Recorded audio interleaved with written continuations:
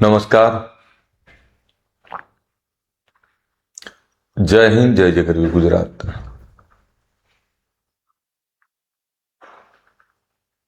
આજે સર્વપ્રથમ ઘણા વર્ષો પછી તમારી વચ્ચે ફેસબુક લાઈવ થઈ અને આભાર માનવા માટે આવ્યો છું. આમ તો અનેકવાર આપણી સભાઓ, આપણી મિટિંગો થાય, પરંતુ આજે આભાર એટલે માનવા આવ્યો છું કે રાતના 3 વાગે બ્રહ્મ મુહૂર્તમાં એક વિચારધારા સાથે, એક વિચાર સાથે નવો અધ્યાય શરૂ કરવા માટે આપણે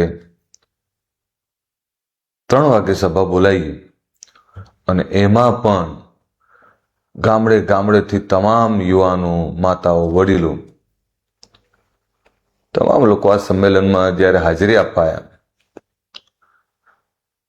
ત્યારે તમારો બધાનો આભાર એટલે કહું છું કે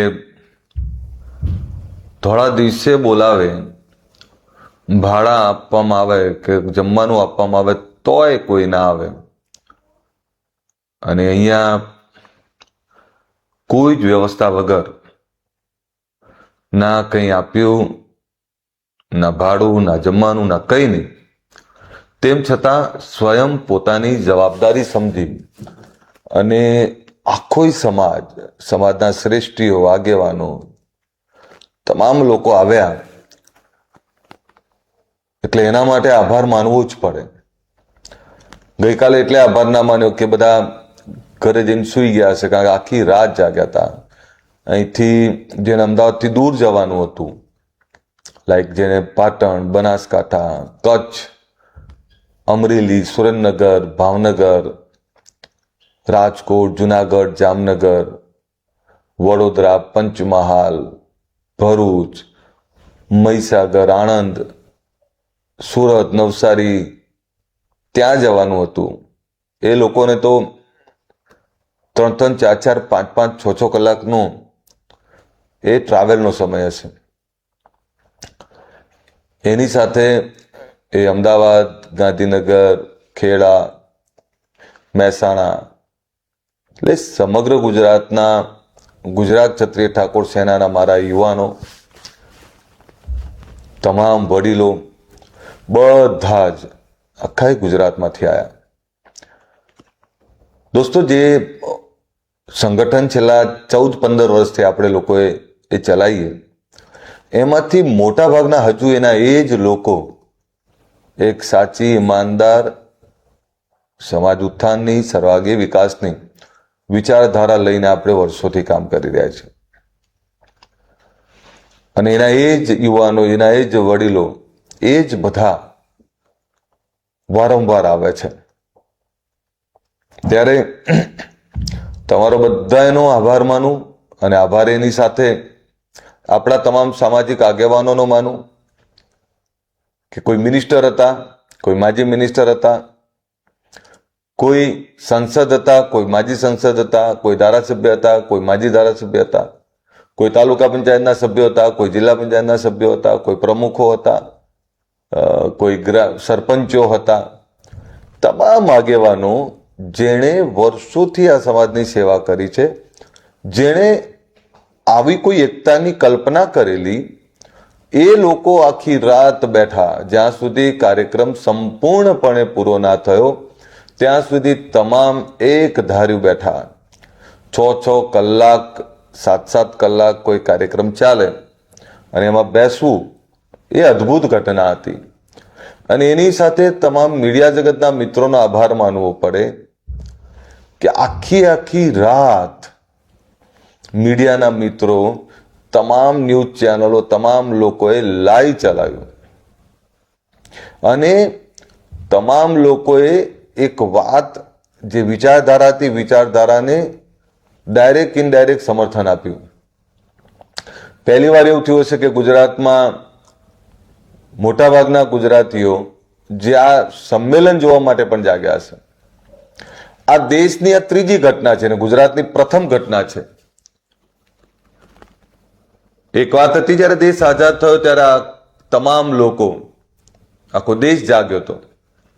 બીજી ઘટના હતી જેપીનું આંદોલન, જયપ્રકાશ નારાયણ, જેમણે એક રાત્રિ જનસભા બોલાવીને આખી રાત લોકો જાગેલા. પણ આ બંનેમાં એકવાર જીતનો, આઝાદીનો આનંદ હતો, બીજી વાર પીડા માટે ભેગા થતા હતા, કંઈક અન્યાય થતો તો એની સામે ભેગા થતા હતા. ત્રીજી બનાવ એવો હતો કે જ્યાં કંઈક મેળવવાની ભૂખ સાથે ભેગા થયા, કંઈક ખૂટે છે, કંઈક તકલીફ છે, એ વાત લઈને ભેગા થયા, આવનારી પેઢીઓના ઉજ્જવળ ભવિષ્યની ચિંતા કરીને ભેગા થયા. અને રાત્રે 3 વાગે જ્યારે આ ઘટના બની ત્યારે એટલું સમજી લેજો, જે લોકો હાજર હતા એ બધા જ ઐતિહાસિક ક્ષણના સાક્ષી બન્યા છે. આપણે બધા એ ઐતિહાસિક ક્ષણના સાક્ષી છીએ. અને આપણે જે વાત મૂકી હતી 2016માં વ્યસન મુક્તિની, એમાં પણ આપણે સફળ રહ્યા. સાથે હવે આપણે જે વાત મૂકીએ છીએ તમામ દિશાઓના વિકાસની, શિક્ષણની એક સરસ્વતી ધામ બનાવી રહ્યા છે, જ્યાં યુપીએસસી જીપીએસસીના ક્લાસ ચાલતા હશે, જ્યાં દીકરા દીકરીઓને રહેવાની જમવાની વ્યવસ્થા હશે, જ્યાં અદ્યતન લાઇબ્રેરી હશે, જ્યાં વિદેશ અભ્યાસ, વિદેશ નોકરી અને એના માટેનું માર્ગદર્શન હશે, જ્યાં પ્રાઇવેટ સેક્ટર અને પ્રાઇવેટ સેક્ટરની નોકરીઓ અને પ્રાઇવેટ સેક્ટરના ધંધાઓની માર્ગદર્શનની વ્યવસ્થા હશે, જ્યાં તમામ ક્ષેત્રે જે સ્પર્ધાત્મક પરીક્ષાઓ આવે છે એની તૈયારીની વાત હશે. એટલે એવા ભવનની કલ્પનાથી આપણે આ ભૂમિપૂજન કર્યું, જ્યાં સમાજની સર્વાંગી વિકાસની દિશા નક્કી થતી હોય, અને એના માટે આપણે બધા એકત્રિત થયા હતા. અને એમાં આવનારી પેઢીએ, બાળકોના હાથે આપણે ભૂમિપૂજન કરાયું. સંદેશો બહુ ક્લિયર હતો કે જેનું ભવિષ્ય ઉજ્જવળ કરવું છે, જેને સમૃદ્ધ જોવા છે, જેને શિક્ષિત બનાવી અને એને આગળ લઈ જવા છે, એના જ હાથે એના જ બિલ્ડિંગનું ભૂમિપૂજન કરાયું. એટલે જ નાના ભૂલકાઓ જોડે આપણે ભૂમિપૂજન કરાયું. સાથે જ્યારે હું વાત કરું છું, શિક્ષણ અને સંસ્કાર બંને ભેગું હોય.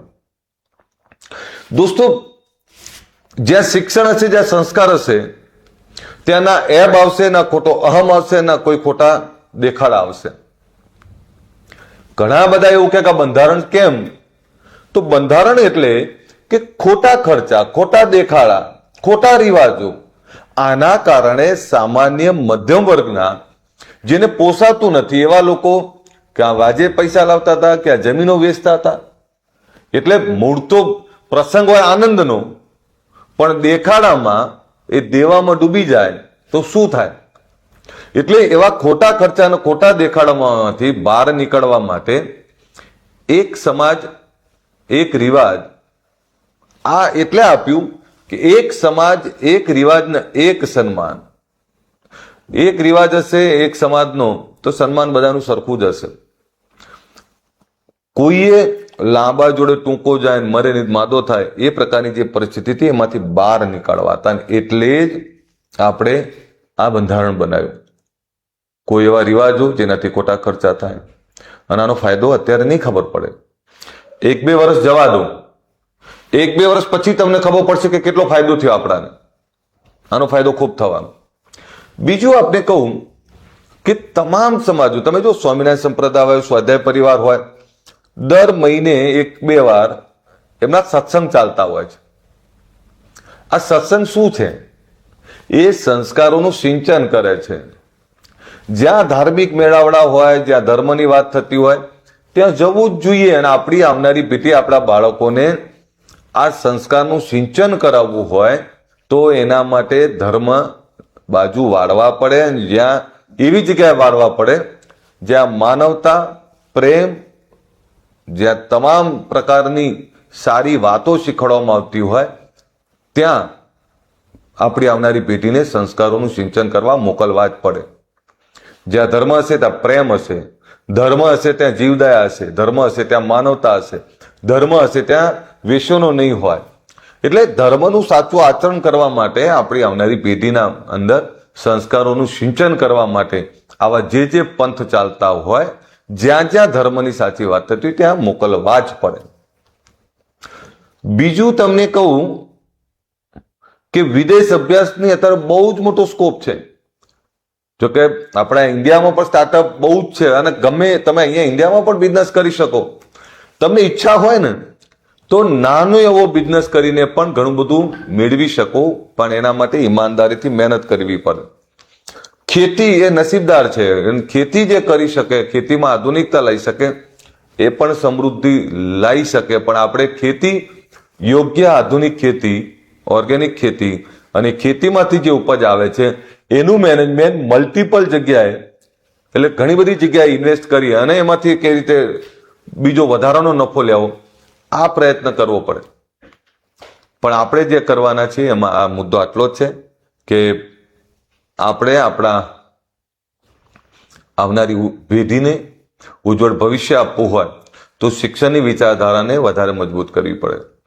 જો જે અભણ હતા ને એ પણ એવું કહેતા હતા કે હા હવે અમારા બાળકોને ભણાવવા છે.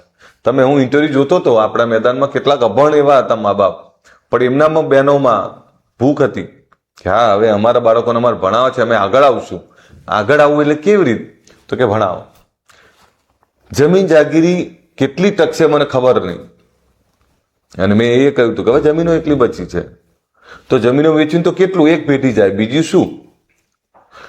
આવનારી તમામ પેઢીઓને સુખી કરવી હોય તો શિક્ષણ જે કહું રામબાણ છે. જ્યાં શિક્ષણ હશે ત્યાં સમજ હશે, જ્યાં શિક્ષણ હશે ત્યાં સમૃદ્ધિ હશે, જ્યાં શિક્ષણ હશે ત્યાં જ તમામ દિશાઓનું સુખ હશે. આ સમજીને ચાલજો. શિક્ષણ હશે એટલે વ્યસનો તરફ નહીં લગભગ જાય. શિક્ષણ હશે ને તો એને સારું શું ખરાબ શું ખબર પડે. એટલે આવનારી પેઢીને આપણે આગળ લઈ જવી હોય તો શિક્ષિત કરવી જ પડે ને શિક્ષણ માટે જગાડવી જ પડે. અને એના માટેની આ શરૂઆત છે. આ ગાંધીનગર શરૂઆત છે. આપણી જેટલી સંસ્થાઓ ચાલે છે, હું તમામ સંસ્થાઓ ચાલતા તમામ લોકોને કહું છું, હવે જૂની ઢબની શિક્ષણ નીતિની સામે નવી ઢબની શિક્ષણ નીતિને અપનાવવાની જરૂર છે. જરૂરિયાત શું છે? તો કે આપણે પ્રી ભરતી તાલીમ સેન્ટર ચલાવવા જોઈએ, સ્પર્ધાત્મક પરીક્ષાઓ માટેના, જે સીધી નોકરીઓ છે. આપણે પ્રાઇવેટ સેક્ટર માટેની નોકરીઓ માટેની માર્ગદર્શન માટેની વ્યવસ્થા ઊભી કરવી પડે. સંસ્થાઓ છે જ આખા ગુજરાતમાં, ઘણી બધી છે. હવે ત્યાં શું કરવા જેવું છે? તો કે આધુનિક શિક્ષણ, આધુનિક બાબતો જમાના સાથે ચાલી અને જે જરૂરિયાત છે અત્યારની, એ જરૂરિયાત પ્રમાણેની વ્યવસ્થા સમાજને લાભ પહોંચે એવી કરવી પડે. અને એમાં એ પ્રાઇવેટ સેક્ટરની નોકરી હોય, આધુનિક ખેતીની બાબત હોય, અદ્યતન લાઇબ્રેરીની વાત હોય કે એવી કોઈ પણ સારી બાબતો હોય, એ તરફ આગળ વધવું પડે. અને એના માટે આપણે બધાએ કટિબદ્ધ બનવું પડે. મારા યુવાનોને કહું છું કે આપણે 16 થી 25 વર્ષના 1 લાખ યુવાન દીકરા દીકરીઓને જોડવા છે. અને એ દરેક ગામમાંથી, દરેક ગ્રામ સમિતિના પ્રમુખને કહું છું, દરેક તાલુકા સમિતિના પ્રમુખોને અને એની બોડીને કહું છું, જિલ્લા સમિતિને કહું છું, દરેક ગામમાંથી 20 યુવાન અને 25 બહેનો દીકરીઓ, આ 25 લોકોનું રજીસ્ટ્રેશન દરેક ગામમાંથી કરો જેની ઉંમર 16 થી 25 ની અંદર હોય. આવા 1 લાખ લોકોની ભરતી કરવી છે આવનારા 2 મહિનામાં આપણે. તો તમારા ગામમાં જેવા આટલા હોય એને ગુજરાત ક્ષત્રિય ઠાકોર સેનાના સભ્ય બનાવવા માટે અત્યારથી જ કામે લાગી જાઓ. આપણે આ સંગઠનને વધારે મજબૂત કરવું હોય અને વધારે આવનારી પેઢીઓ સુધી કામ લઈ જવું હોય તો આ કરવું પડે. એટલે તમે આ ગ્રામ સમિતિના પ્રમુખોને કહું છું, તાલુકા સમિતિને કહું છું કે અત્યારથી જ ગામ દીઠ 25 નવા લોકો 16 થી 25 વર્ષની ઉંમરના એમને મેમ્બર્સ બનાવવાનું ચાલુ કરી દો. એમના આઈ કાર્ડ પણ ઇસ્યુ કરી દઈશું. અને જે લોકો જૂના મેમ્બર છે આ બધાના આઈ કાર્ડ, તમામના નવા આઈ કાર્ડ નવી ડિઝાઇન સાથે આપણે એને ઇસ્યુ કરવાના છે.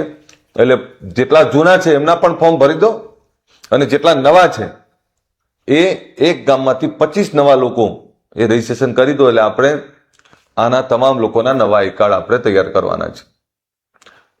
હું ફરીથી કહું તમને કે વિચારધારા જે મુખ્ય છે એને સતત નિરંતર રાખવી પડે. તમામ લોકોને શિક્ષણના નફા નુકસાન, ફાયદા શું થાય એના માટેથી અવગત કરાવો.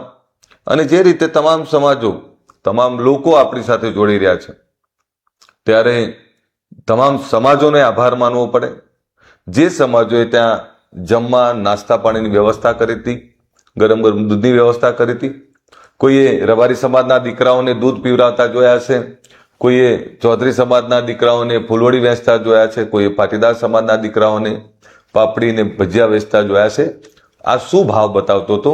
આ ભાવ આપણા માટેનો હતો. આ ભાવ તમામ સમાજો આપણી સાથે જે રીતે નિષ્ઠાથી આપણાને જે પ્રેમ કરે છે, બ્રહ્મ સમાજ હતો, દરબાર સમાજ હતો, તમામ સમાજના ઘણા બધા સમાજના યુવાન દીકરા દીકરીઓ ત્યાં હતા.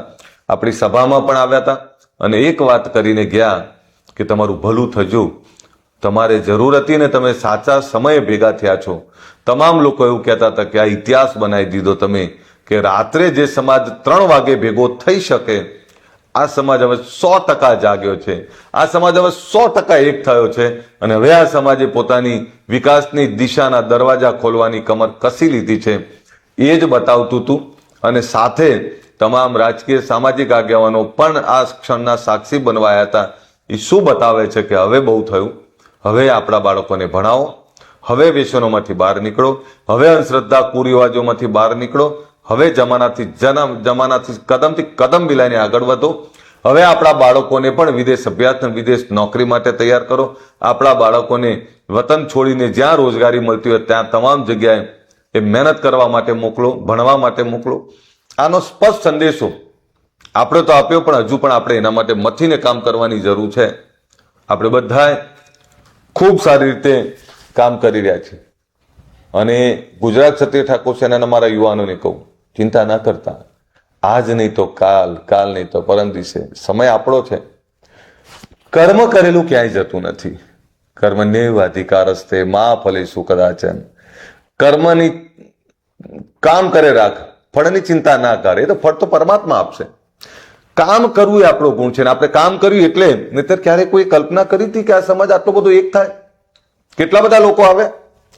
તમે બનાસકાંઠાથી ચાલુ કરું તો વાવ, સુઈગામ, ભાભર, દિયોદર, થરાદ, લાખણી, ધાનેરા, ડીસા, દાંતીવાડા, અમીરગઢ, પાલનપુર, દાંતા, વડગામ અને કાંકરેજ. આ બનાસકાંઠો આવ્યો. તમે અહીંયા પાટણ જુઓ તો સાતલપુર, સમી, રાધનપુર, ચાણસ્મા, હારીજ, શંકેશ્વર, પાટણ, સરસ્વતી ને સિદ્ધપુર. તમે મહેસાણા જોઈ લો તો સતલાસણા, ખેરાલુ, વડનગર, ઊંઝા, વિસનગર, વિજાપુર, મહેસાણા, જોટાણા, કડી, બહુચરાજી. તમે ગાંધીનગર જોઈ લો તો ગાંધીનગરમાં માણસા, કલોલ, દેગામ, ગાંધીનગર તાલુકો. તમે પ્રાંતિજ, તલોદની વાત કરો, ઈડર, ખેડબ્રહ્મા, વડાલીની વાત કરો, હિંમતનગરની વાત કરો, તમે મોડાસા, ભિલોડા, બાયડ, માલપુર, મેઘરજ, ધનસુરા, તમે વીરપુર, લુણાવાડા, બાલાસિનોર. આ બાજુ તમે કપડવંજ, કટલાલ, વસો, માતર, નડિયાદ, કેટલા બધા તાલુકાઓ આવ્યા. આણંદ, ખેડા, ખંભાત, બોરસદ, કેટલા બધા તમે જુઓ. માફ કરશો કોઈ તાલુકો કદાચ ભૂલી જવું તો. વડોદરા, ભરૂચ, સુરત, નવસારી, એ તમે કરજણ સુધી બધા આવે. આ બાજુ તમે ધાંગધ્રા, પાટડી તો કેટલા બધા. પાટડીથી તમે જુઓ તો ટોળે ટોળા.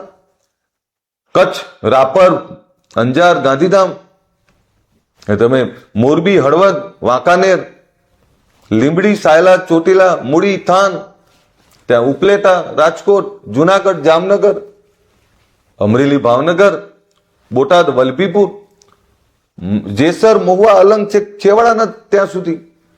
તમે વાત તો જુઓ કે આખું ગુજરાત, આખા ગુજરાતના 7,000 થી વધારે ગામના યુવાન દીકરા દીકરીઓ વડીલો આવ્યા. તો આવી કલ્પના ક્યારે કરી હતી? એક સમય હતો કે એક ગામથી બીજા ગામના આપણે નતા ઓળખતા. એની જગ્યાએ આજે આખું ગુજરાત, એ ગુજરાતના 7,000 ગામડાઓ એકબીજાના નજીક આવી ગયા. એક તમારે કોઈ પણ ગામની માહિતી જોતી હોય તો તમને ટૂંક જ સમયમાં તમે એ ગામની માહિતી લઈ શકો. કેમ કે ગુજરાત ક્ષત્રિય ઠાકોર સેના એ ગામમાં છે. અને આપણે તો એક એવો સમૂહ બનાવવાની જરૂર છે જે ગરીબ છે, વંચિત છે, સમદુખિયા છે. એક દુઃખી જ બીજાની પીડા સમજે. પણ તમે જો એ દિવસે તમામ સમૃદ્ધ સમાજો પણ આપણી પીડાને સમજીને એને વાચા આપવા માટે આવ્યા. પણ આ બધાએ ભેગા રહી અને આપણે ફક્ત એક મતોનું સાધન ના બનીએ, આપણી સાથે પણ લોકોની સંવેદના જોડાય, આપણે જાતે ડેવલપ થઈએ. નહીતર આપણે ફક્ત એક સાધન બની જઈશું તો કંઈ નહીં થાય. જાગી અને આપણા હક અને અધિકારની વાત કરીએ, આપણી જરૂરિયાતોની વાત કરીએ અને એના માટે મથીએ, જાતે મથવાનું ચાલુ રાખીએ. જેમ બીજા સમાજના દીકરા દીકરીઓ વિદેશ અભ્યાસ જાય, મહેનત કરતા હોય, નોકરી કરતા હોય, આઈએસ આઈપીએસ બને, તમને કોઈ સારા ઉદ્યોગપતિ, સારા વેપારીઓ બને, તો આપણામાં એ ભૂખ તો હોવી જ જોઈએ ને. મારામાં ભૂખ છે કે આ સમાજનો દીકરો ને દીકરી આઈએસ આઈપીએસ બનવું જોઈએ. અને એ જ ભૂખ સાથે આ પાયા નાખ્યા છે. અધિકારી, કર્મચારી, એન્જિનિયર, ડોક્ટર, સારો ઉદ્યોગપતિ, સારો વેપારી એ બનવું જ જોઈએ. આ એના માટેના પાયા નાખ્યા છે. અને હું હજુ ફરીથી કહું, 2016માં વ્યસન મુક્તિનો મહાકુંભ કર્યો. એ પહેલા જ્યારે સ્થાપના કરી ત્યારે સંગઠન, શિક્ષણ અને વ્યસન મુક્તિ આ 3 મુદ્દાઓ ઉપર કામ ચાલુ કરેલું. સંગઠન કરી દીધું સમાજનું, એ તો બધા સ્વીકારે છે. વ્યસન મુક્તિ પણ કરી દીધી, એ પણ બધા સ્વીકારે છે. આપણે 100% નથી કહેતા, પણ ગામડાઓમાં 90% સફળ છીએ. શહેરોનું મૂલ્યાંકન હજુ નથી કરતો, હજુ કહું છું શહેરોનું મૂલ્યાંકન નથી અમારી જોડે, પણ ગામડાઓમાં 100% બદલાવ છે. હવે આવી શિક્ષણની વાત, આપણે 3 મુદ્દા ઉપર સફળ છીએ. આપણે સંગઠન કરી દીધું, આખો ગુજરાતનો સમાજ એક કરી દીધો, અને સંગઠનની સાથે આજે વ્યસન મુક્તિ એ પણ લાવી દીધી. તો હવે જમાનો શિક્ષણનો છે. આજે 2016માં લાખો લોકો ભેગા થયા, 2026માં ભેગા થયા, 2036માં જયારે ભેગા થતા આવીશું ત્યારે આજથી 10 વર્ષ પછી આપણે કહું, આ સમાજનો ડીએસપી ને કલેક્ટર દીકરો ને દીકરી એ તમારી વચ્ચે ભાષણ કરતા હશે, તમને કહેતા હશે કે અમારા જેવા બીજા દીકરા ને દીકરી તૈયાર કરો. આ એનો પાયો નાખ્યો છે. અને એમાં તમામ સમાજના શ્રેષ્ઠીઓ, તમામ સમાજો આપણી સાથે છે. આપણે મહેનત કરવાની જરૂર છે. બીજા લોકો, બીજા સમાજો આપણાને સહકાર આપવા તૈયાર છે. મારી વિધાનસભાના તમામ મતદારોનો, તમામ આગેવાનો, કાર્યકર્તાઓનો, મારા કાર્યકર્તાઓનો આભાર માનું કે બધા જ આપણાને અને તમને આશીર્વાદ અને સહકાર આપવા માટે આવ્યા. બધાનો ખૂબ ખૂબ આભાર. અને હું ફરીથી તમારો બધાનો આભારી છું, ઋણી છું. કદાચ તમને બધાને ગઈકાલે હું એબીપીમાં પહેલી વાર આટલા 15 વર્ષમાં મારી આંખમાં આંસુ પહેલી વાર કદાચ તમે આવા કોઈ આપણા સામાજિક પેલા ટીવી ડિબેટમાં જોયા હોય તો એનું કારણ એ હતું કે બહુ પ્રેમ આપ્યો તમે મને, ખૂબ પ્રેમ આપ્યો, ખૂબ ભરોસો છે તમને મારા પર. અને ભરોસો અને પ્રેમ છે એટલે મારી જવાબદારી વધે છે. જવાબદારી એટલે વધે છે કે હવે બહુ થયું, હવે સમાજે જાગવાની જરૂર છે ને. એટલે જ જ્યારે તમે મારા પર ભરોસો મૂક્યો છે ત્યારે મારી જવાબદારી બહુ થાય છે. જે આગેવાનો આવ્યા હતા એ તમામ આગેવાનો જે એક સપનું જોયું તે સપના સાથે આવ્યા હતા ને એટલે જ મારી જવાબદારી વધારે થાય છે, આપણી જવાબદારી વધારે થાય છે. એટલે તમને બધાને વિનંતી કરું, ચિંતા ના કરતા, આવનારો સમય આપણો છે, સારો સમય મળવાનો છે. મહેનત, ઈમાનદારીથી આપણે બધા આ જ રીતે કામ કરતા રહીશું તો હું માનું છું કે આવનારો સમય આપણો છે. ફરીથી આ બધાનો હું આભારી છું, ઋણી છું, હૃદયથી આભારી છું કે તમે બધાએ આટલું બધું પ્રેમ અને આટલો બધો વિશ્વાસ સાથે આ બધા પધાર્યા, આવ્યા અને આવીને એક ઐતિહાસિક ક્ષણ એના સાક્ષી બન્યા. અને આ સમાજની હંમેશા લોકો યાદ રાખશે, આવનારી પેઢીઓ યાદ રાખશે કે આ જ રીતે 2026માં આ સમાજ એક થયો હતો અને રાત્રિ સભા કરી હતી. આવી રાત્રિ સભાનો સંદેશો એ હું એવું માનું છું કે આવનારી પેઢીઓ યાદ રાખશે તમને. આપણા બધાને ફરીથી તમને બધાને, મને, આપણા બધાને ખૂબ ખૂબ અભિનંદન અને તમારો બધાનો હૃદયથી ખૂબ ખૂબ આભાર. અસ્તુ. જય હિન્દ, જય જય ગરવી ગુજરાત.